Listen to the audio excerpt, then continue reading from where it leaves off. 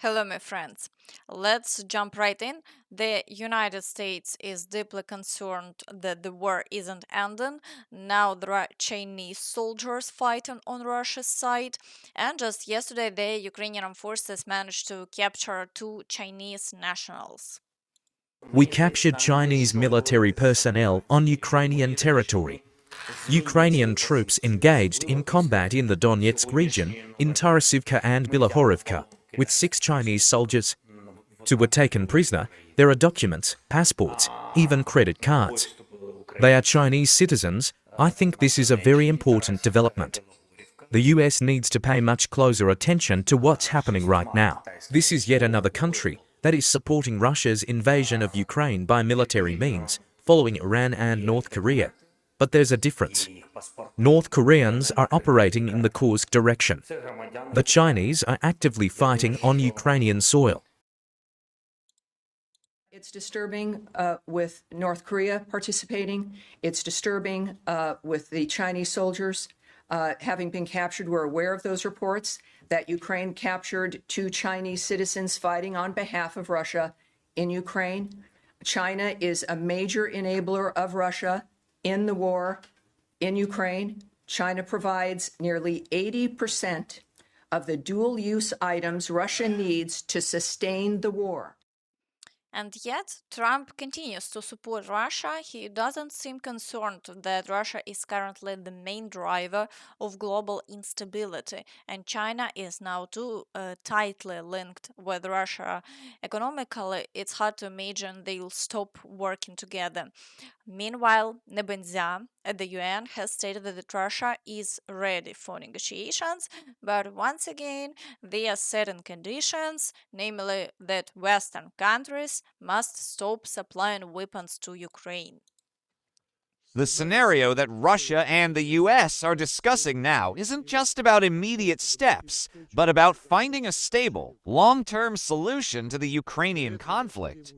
For that, we need to address its root causes, including, among other things, the arming of Ukraine by the West, which, as we all now know, began long before our special military operation and was carried out under the guise of the Minsk agreements. We are ready for a serious and practical dialogue, but we will not allow anyone to deceive us or directly or indirectly use the negotiation process to strengthen the military capabilities of the Kiev regime. What he forgot to mention is that Russia is receiving direct help from North Korea, China, and Iran, and military personnel from those countries are even actively participating in combat. Ultimately, Russia still aims to severely weaken Ukraine, and just last night, intense strikes continued across Kharkiv, Dnipro, Kramatorsk, and other cities. So, right now, it's far too early to talk about any kind of peaceful resolution, especially since Trump, as we're seeing, has been unable to stop Putin. So, let's move to the frontline situation where Russian forces continue to make incremental advances, starting with the border area. In the Kursk direction, Russian forces claimed to have regained control over the village of Huiva. However, the Ukrainian side hasn't yet confirmed this, even though Russian sources are already showing videos with flags being raised and troops moving through the area. Fighting is now happening directly along the border, and reports indicate that on April 7, the Ukrainian forces struck Russian ammunition depots in the village of Ozerki, Kursk region, and today we got video confirmation of the attack. So, Russian positions continue to be degraded. Despite this, Russian troops are actively pushing toward the Ukrainian border, while Ukrainian forces are doing everything possible to destroy them using FPV drones, take all routes under fire control, and destroy their equipment.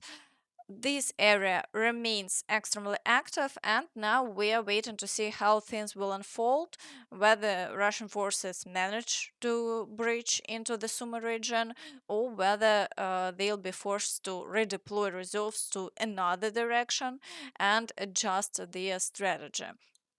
In the Belgorod direction, Russian forces continue to shell Ukraine's Sumy region.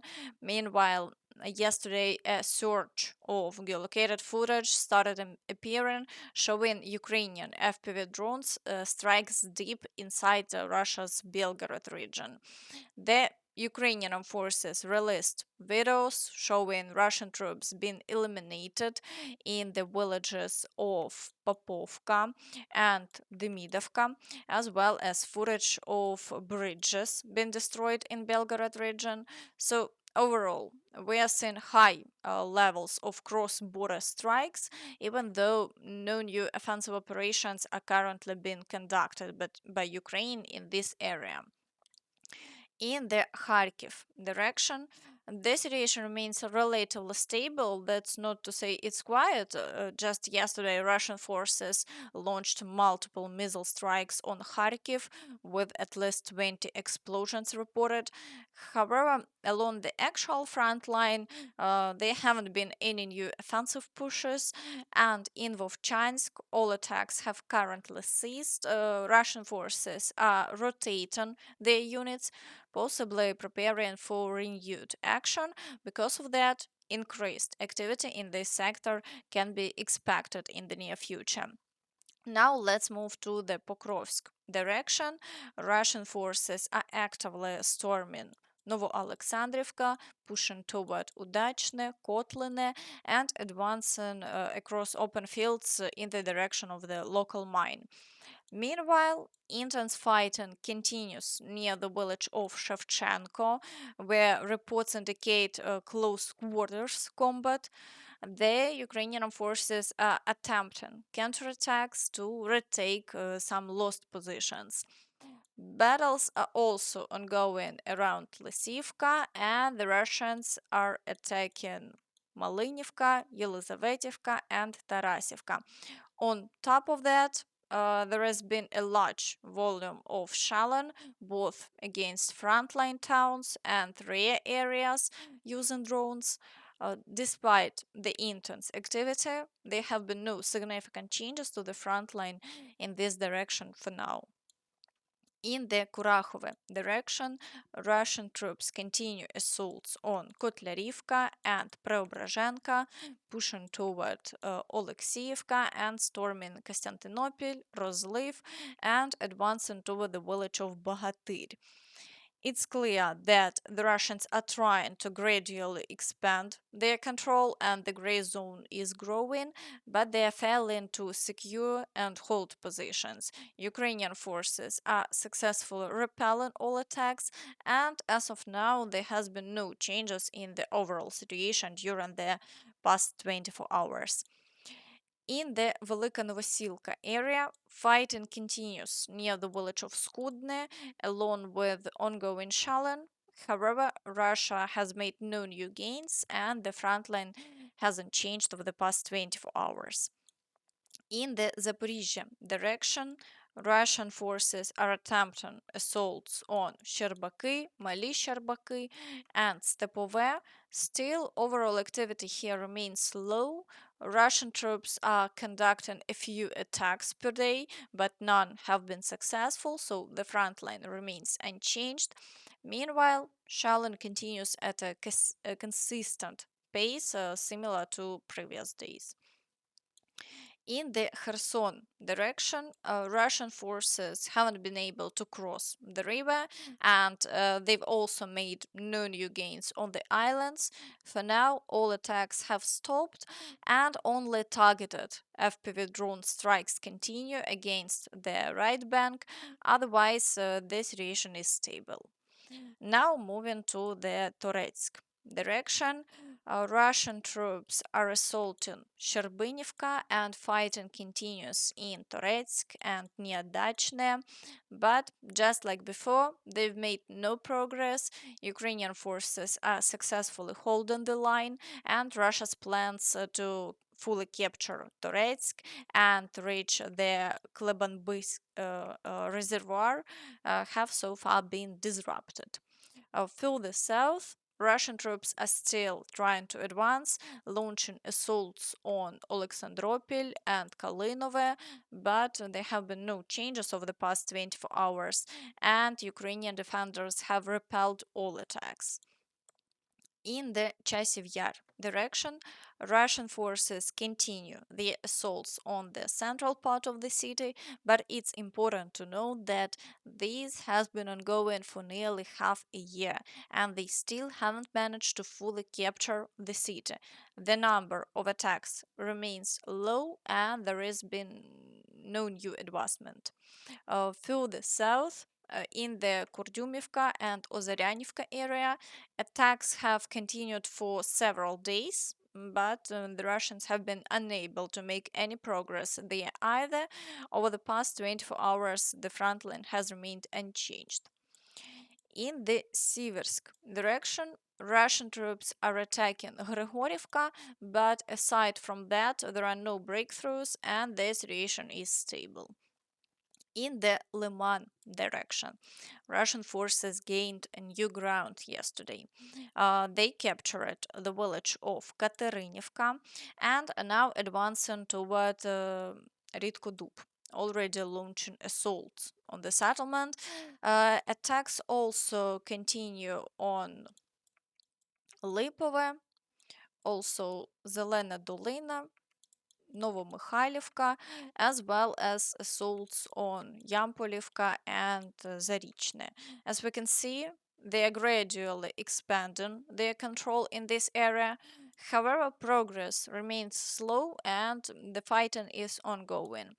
Additionally, last night, Russian sources began claiming they are advancing near the village of Nove. Although there has been no confirmation from the Ukrainian side, still the situation here seems difficult and the Russians are trying to break through further, riding the wave of recent gains. In the Borova direction, Russian troops are also trying to push through the fields near Lozova and are assaulting Boguslavka and the village of Nadia. However, their more noticeable progress is further south near the Liman direction, where they managed to advance through the fields from Makiyevka and get closer to Grekivka and Druzhelyubivka. As a result, Grekivka is now nearly encircled, and the situation there is worsening. The Russians are attacking the village, and it's likely a withdrawal will be necessary soon. For now, no changes were recorded overnight, and the Ukrainian forces continue to repel the new Russian attacks. In the Kupiansk direction, the situation remains quiet for now. No new assaults by Russian forces have been reported, and the front line hasn't changed over the past 24 hours. Meanwhile, Russian Foreign Minister Sergei Lavrov made another provocative statement claiming that Europe allegedly owes something to Russia.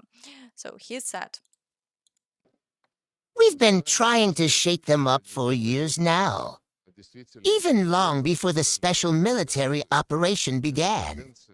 There's been a trend of forgetting history, trying to equate victors and the defeated, and attempts to undermine, I'd even say to smear the role of the Soviet Union. These efforts have been going on for quite a while.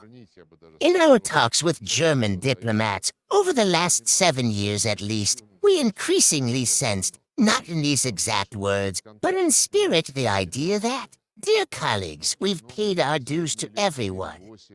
We owe no one anything. That was a very troubling signal. In general, Putin seems to believe that the entire world owes Russia something. And now that Trump is back in power, he too thinks the whole world should be paying America. Honestly, it's hard to tell where this all hidden anymore. Meanwhile, Donald Trump made a bold statement demanding that the European Union buy $350 billion worth of US energy in exchange for tariff relief. We have a $350 billion trade deficit with the European Union, and it will disappear fast. One way to make that happen quickly is by having the European Union buy our energy. They can buy it, we can wipe out the $350 billion deficit in just 1 week. They need to buy it and commit to purchasing the same amount of energy, Trump declared. At the same time, new tariffs on China have officially taken effect today, raising imports duties to 104%. That means if something from China used to cost $100, now importers must pay $204 to bring it into the US. This move is expected to increase prices on electronics, tools, and household goods as American importers face higher costs.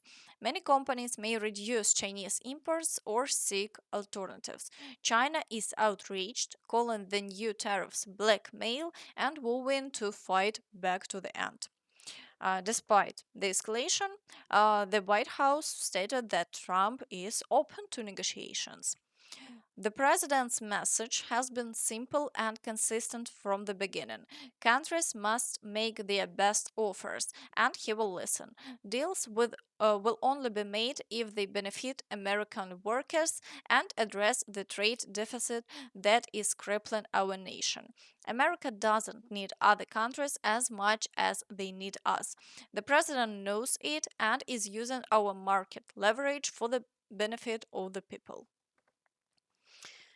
And that's all from me. So please, don't forget to like this video, subscribe to the channel, and hit the notification bell to stay updated on all the latest news.